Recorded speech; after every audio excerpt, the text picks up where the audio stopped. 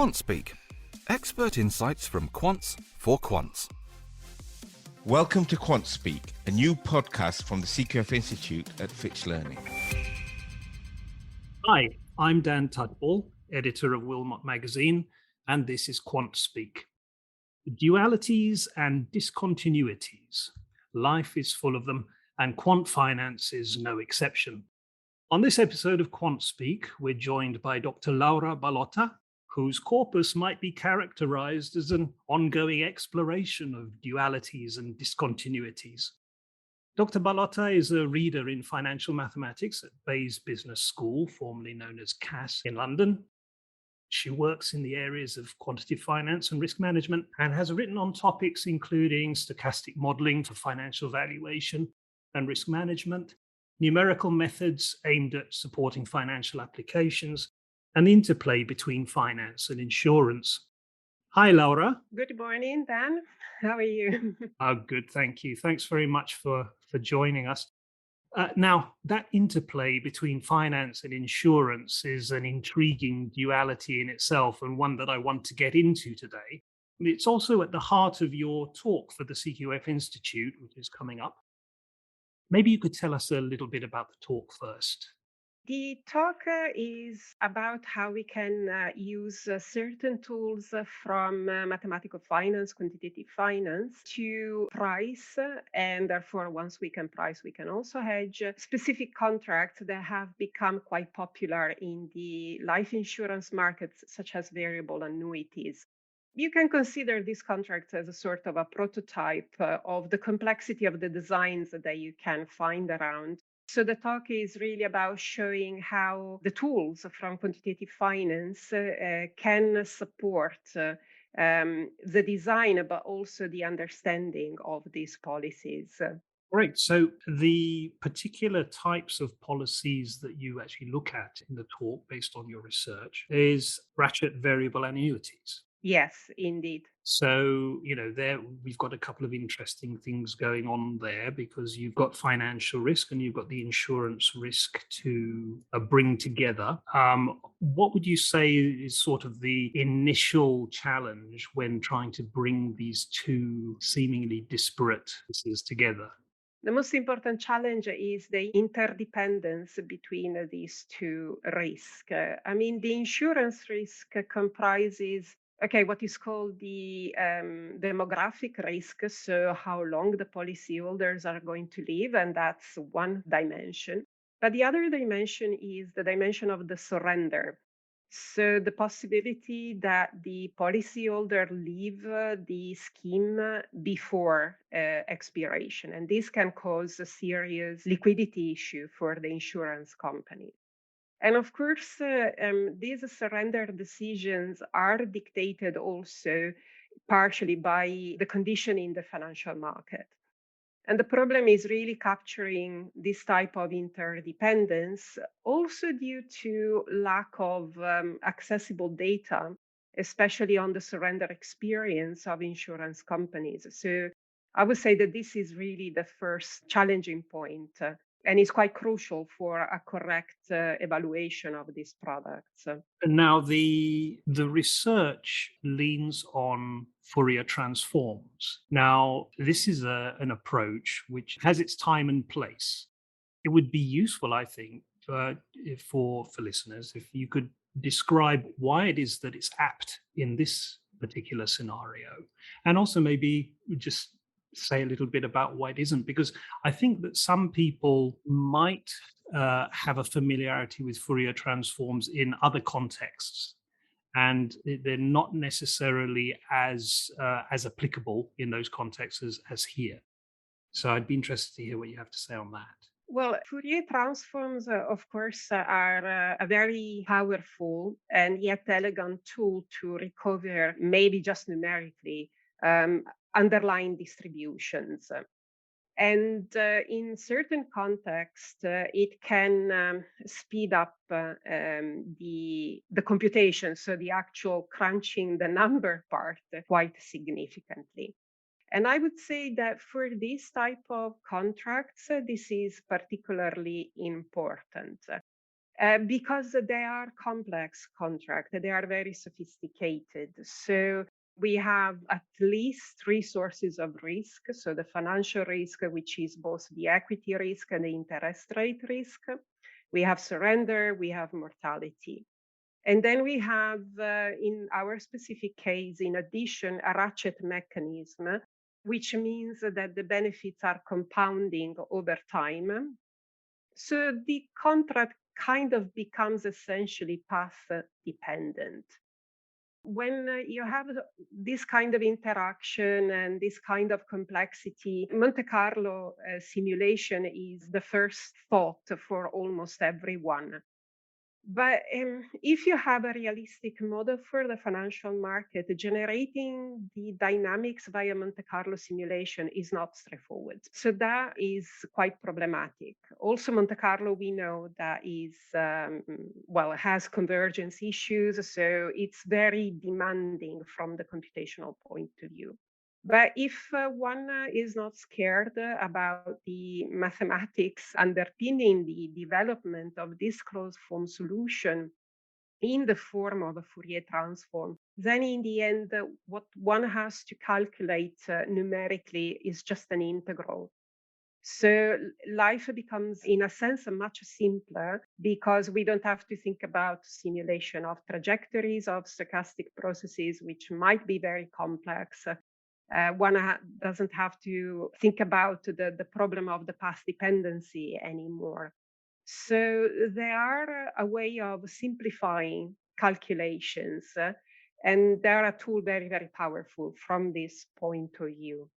Do you feel that they also provide you sort of a more intuitive vantage point once you've actually? Do you feel that there's a sort of a more representative picture of the dynamics of what's going on with the various interplays that are? Well, if you look at the formulae, I would say that yes, because of the way the pricing formula is structured, you can pinpoint what are the building blocks of the full variable annuity.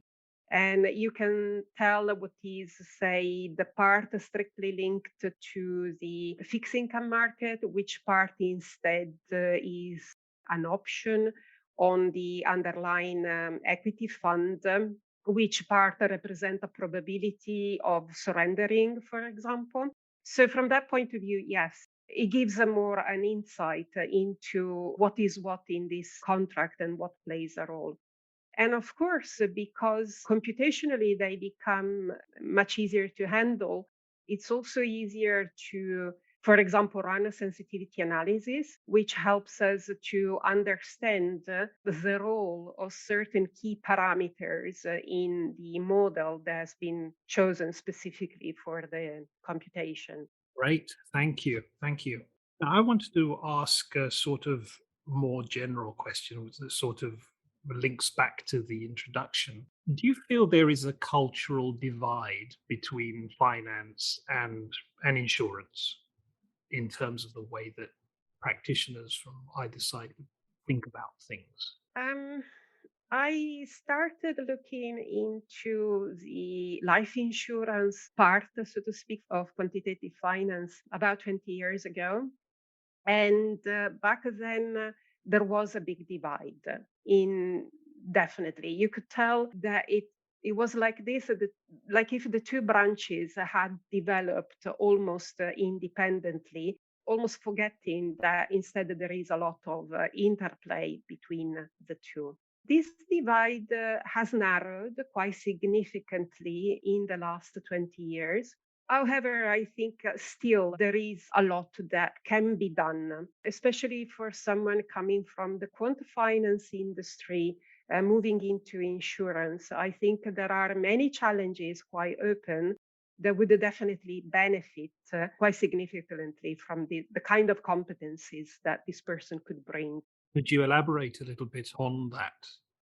Well, of course, the the market changes quite quickly and sometimes quite significantly. So we have seen, for example, over the last 10 years, we have seen the rise of the multi-curves set up in the interest rate framework. And this has not, at least to the best of my knowledge, completely incorporated yet in valuation scheme, at least to the best of my knowledge. There has been the shift from the LIBOR to the new benchmarks. And this, of course, has an impact on the conversion, so to speak, of the liabilities of an insurance company. And I know that there is a lot of work done here. And then moving beyond the realm of life insurance, if one looks at the whole thematic around climate finance, of course, climate is a big topic also for the insurance industry for obvious reason, especially reinsurance. There is a complex situation in front of us. So we have to draw from many different areas of knowledge, and quantitative finance, I believe, has an important role to play there to inform of support for pricing, hedging, but even devising perhaps a new instrument that could help to cope with the financial impact, for example, of climate change in the long run. Sure, certainly. It's always interesting to sort of track. I mean, you remarked there that 20 years ago, when you first started looking at this, there was a very stark differentiation between the two fields. I suppose it's a function of technology and a function of, well, I'd say technology first, but then circumstance as well. Naturally, the two go hand in a push and pull kind of process. But after the global financial crisis, and now the particular one that I feel is very interesting is the experience of the pandemic markets over the last 2 years. Certainly, there's been a massive opportunity for cross-pollination, I guess, in this period. Could you provide a little insight into that?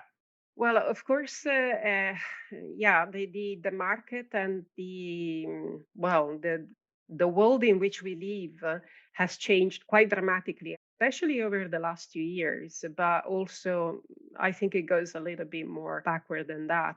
The crisis in 2010 and so on has affected the insurance industry to a certain extent. So there's been a lot of lessons to be learned there.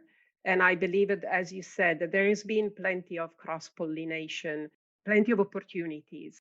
The pandemic, of course, has been an eye-opener for many people, for all of us, I would say. We never thought a certain situation could be possible, and suddenly here they are. And they have a serious financial impact on the society, and the insurance companies are there to pick up certain pieces of what has happened, definitely. Yes, certainly. Now, I was interested in talking to you about your own trajectory and where did that interest in finance sort of have its origin? Was it mathematics first and then seeing application in this particular field? And then was there something in particular about finance that grabbed your attention? Actually, my first degree is in economics with a solid mathematical background, mathematics and statistics, but it was economics. So I would say that the seed for curiosity was already there. And when I started my PhD, I had the opportunity to attend a course on option pricing. And that for me was, I would say, an eye opener because I thought it was a really beautiful combination of knowledge coming from many areas of mathematics. So you had finance, you had economics, but you also had stochastic analysis, numerical methods. And I thought that was very, very elegant, and it sparked a lot of curiosity, and that's how I started shifting from economics to finance, so to speak. That was my origin. And that initial interest in economics, was it driven by purely curiosity as to how distribution occurs, what was the impetus there? Did it have a natural continuation? Did you find that it was expressed better through finance, that particular initial spark? Yeah, I think so. When I decided to take a first degree in economics, it was, of course, as a practical implication into real world. So that was quite interesting in its own right. With finance, I thought the picture was becoming more complete. It was curiosity about exploring always a new field, which is, I think, what brought me, yes, to finance, to quantitative finance. I always liked mathematics, so it came kind of natural to look more into quantitative finance. But it's also what then led me to explore, for example, issues related to interplay with insurance. It was just the curiosity of knowing more about how the world around us work, at least as far as economic and finance is concerned.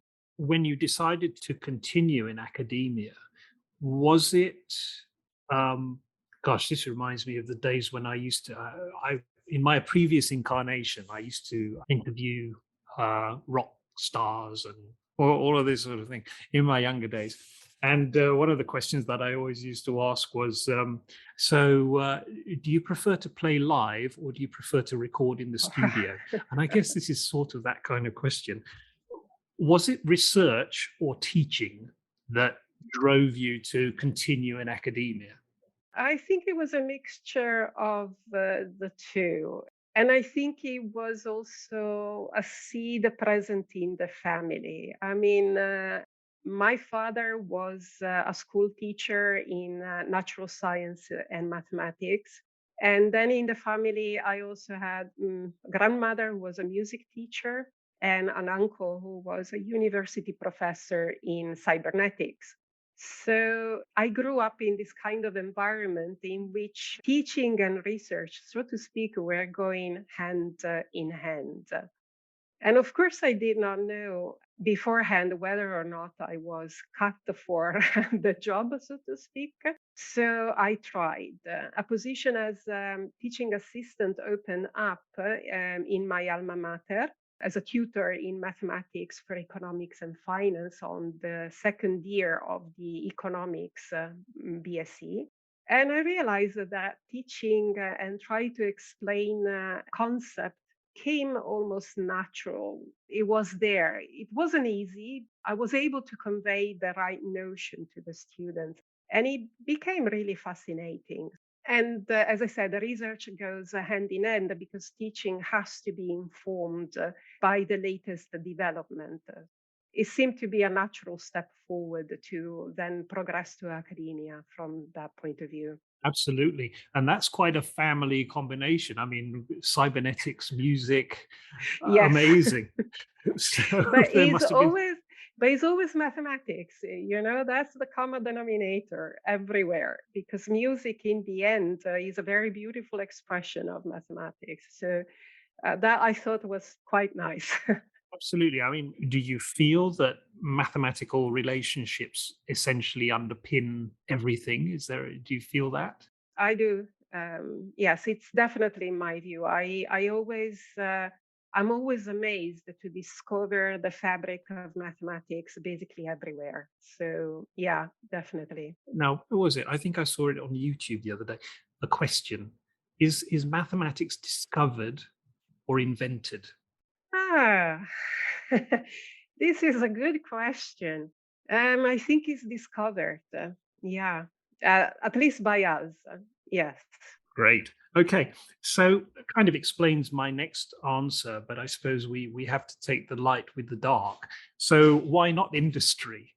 Obviously, the research and teaching was a massive pull, but with all of Yeah. this experience and looking at all of these practices under the microscope and so on, did you ever have the inkling to explore a role in industry? Yeah, I did think about it indeed, but I don't know. I was having probably too much fun with what I was doing, so I never searched for the opportunity. Yeah. Good answer. Now, yeah, so here's a teaching question. When you teach a class, and you've got many classes now, are you able to get a sense of where a student might go even before they know, just on the basis of how they're interacting with you, what their temperament might be like, and so on, in terms of where they might go professionally? Um, in certain instances, I would say, yes, I have an idea of what can happen. It depends a lot on the kind of questions that certain students ask, how searching these questions are. But of course, there are so many other dimensions in the argument that might play a role. So many personal circumstances I am not aware of that might dictate where one person prefer to go. Sometimes, yes, it appears clear where one can go in the future in terms of fit.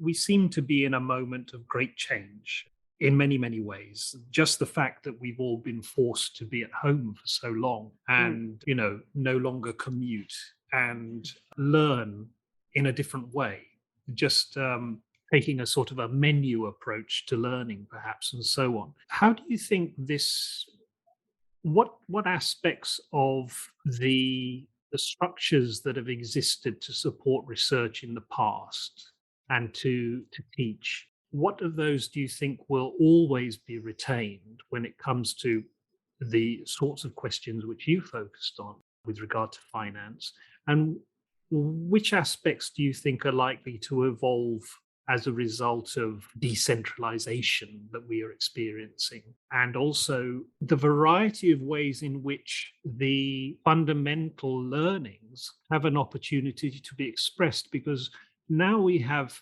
alternative markets, digital markets, alternative ways in which risk can be distributed.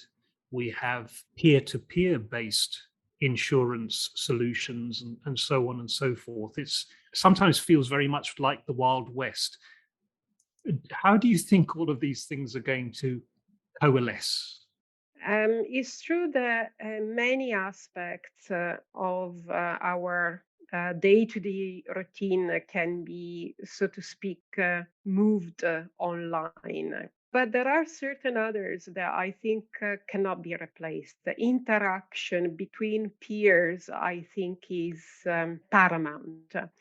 So, for an academic who does research, of course, networking is fundamental for exchange of ideas.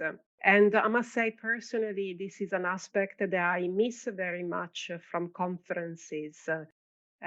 So that is something that I believe we should retain, is extremely important. But it's also important from the educational point of view, for the students to be able to interact with their peers, because it gives them more of an overview of the world out there. There is a world outside of the room in which you are studying at home. And that is absolutely of paramount importance, I believe. Of course, technology always evolves. So, of course, we can do many tasks much better. Perhaps, as you were mentioning, commuting, perhaps there is a way of, so to speak, wasting less time on the commute. But the personal interaction, I believe, is very important. And yes, we can meet via Zoom, but it's not exactly the same thing. It's all about being in a room with many people around you who, can chip in with one thought based on their personal experience. And from that thought, many other things can branch out. So that, I think, is something that will stay, definitely. Brilliant. Now, as a sort of a cap off to our discussion, are there any particular directions that you feel that your research is going to take you next? Are there any particular seams that you plan to mine further, or has anything new come onto your radar that you feel is worth attention? Well, I have an ongoing, let's say, like this research agenda on stochastic volatility model using time change Levy processes. I am working on some further application of this scheme, but I'm also reading a new field for me, so new topics for me, which is all about climate finance, sustainable finance.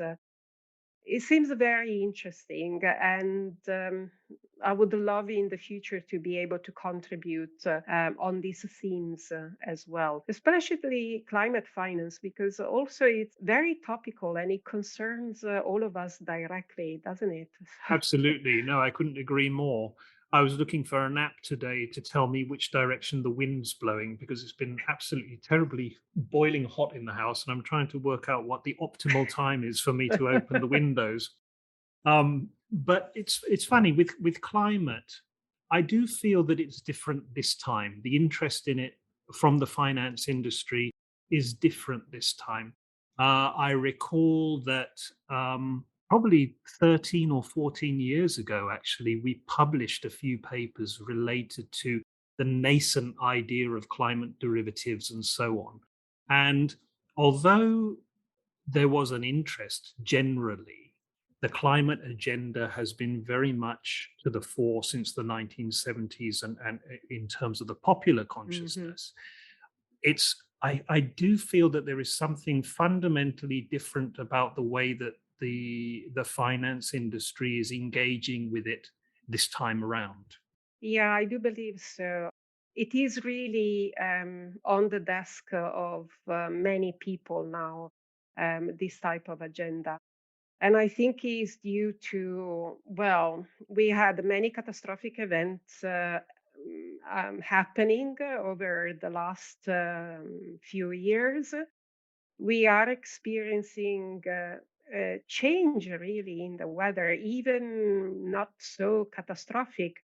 I was in Italy during the summer and I could see how the weather was absolutely crazy in the way it was changing so quickly. It was very, very hot in the morning. And then all over the sudden, you had a storm with hail, very big hail, damaging cultures. And so now these events become more and more frequent. Look at the temperature that have been in the south of Italy and in Greece, all the fires, which is a situation that has been quite frequent in California over the last few years. I believe that by now the financial impacts of these events can no longer be ignored. The consequences are dramatic, really. So they are being taken more seriously in a sense.